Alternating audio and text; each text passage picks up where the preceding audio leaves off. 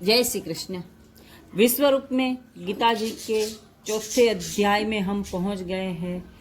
चौथे अध्याय के 34वें श्लोक तक हमने पढ़ लिया था। आज हम 35वें श्लोक से शुरू करेंगे। बोले भगवान श्री कृष्णचंद्र की जय हो। मुरलीधर माधव गोविंद की जय हो।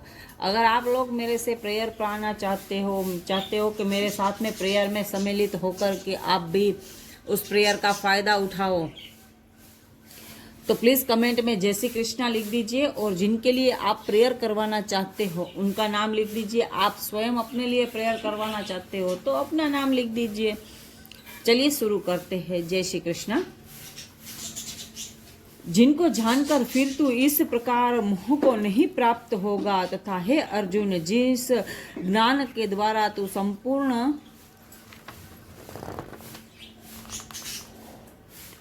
भूतों को निशेष भाव से पहले अपने में और पीछे मुझ सच्चिदानंद धन परमात्मा में देखेगा, यदि तू अन्य सब पापियों से भी अधिक पाप करने वाला है तो भी तू ज्ञान रूप नौका द्वारा निसंदेह संपूर्ण पाप समुदाय से भली भांति तर जाएगा। मैंने आपसे पहले कहा था कि गीता जी एक ज्ञान रूपी गंगा है। ज्ञान एक ऐसी नाव है जिनके ऊपर बैठ करके कितना ही बड़ा पापी क्यों हो न हो और कुछ भी क्यों न हो, वो अवश्य ही तर जाता है। इस बात का उल्लेख परमात्मा ने गीता जी के चौथे अध्याय के 36वें श्लोक में किया हुआ है। आगे सुनिए। जय श्री कृष्णा। क्योंकि हे अर्जुन, जैसे प्रज्वलित अग्नि ईंधनों को भस्ममय कर देता है, वैसे ही ज्ञान रूप अग्नि संपूर्ण कर्मों को भस्ममय कर देता है। भगवान ने 37वें श्लोक में ज्ञान को अग्नि का रूप दिया, जिसे तुम्हारे सभी पाप कर्म जल के राख हो जाता है। ऐसी बात परमात्मा ने कही है गीता जी के चौथे अध्याय के 37वें श्लोक में। इस संसार में ज्ञान के समान पवित्र करने वाला निसंदेह कुछ भी नहीं है। इस ज्ञान को कितने ही काल से कर्म योग के द्वारा शुद्ध अंतःकरण हुआ मनुष्य अपने आप ही आत्मा में पा लेता है। जितेंद्रिय साधन परायण और श्रद्धावान मनुष्य ज्ञान को प्राप्त होता है तथा ज्ञान को प्राप्त होकर वह बिना विलंब के तत्काल ही भगवत प्राप्ति रूप परम शांति को प्राप्त हो जाता है। विवेकहीन और श्रद्धा रहित संशय युक्त मनुष्य परमार्थ से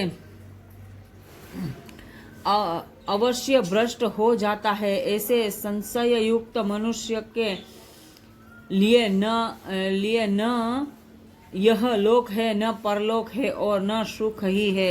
हे धनंजय, अर्जुन को परमात्मा ने यहाँ धनंजय के करके संबोधित किया है। हे धनंजय, जिनके कर्म योग की विधि से समस्त कर्मों का परमात्मा में अर्पण कर दिया है और जिनके विवेक द्वारा समस्त संशयों का नाश कर दिया है, ऐसे वश में किए हुए अंतःकरण वाले पुरुष को कर्म नहीं बांधते। इसीलिए हे भरतवंशी अर्जुन, तू हृदय में स्थित इस ज्ञान जनित अपने संशय का विवेक ज्ञान रूप तलवार द्वारा छेदन करके समत्व रूप कर्म योग में स्थित हो जा और युद्ध के लिए खड़ा हो जा। परमात्मा ने यहाँ ज्ञान रूपी तलवार कही है। तलवार को अग्नि का, ज्ञान का और नाव का संबोधन परमात्मा ने स्वयं किया है मुरलीधर ने गीता जी में। 42वें श्लोक में परमात्मा ने ज्ञान को तलवार का रूप दिया है। ओम तत्सदिति श्रीमद् भागवत उपनिषदसु ब्रह्म विद्यायाम योग शास्त्र श्री कृष्ण अर्जुन संवादे ज्ञान कर्म संन्यास योगो नाम चतुर्थो अध्याय समाप्त है। चौथे अध्याय में 42 श्लोक है। जय श्री कृष्ण।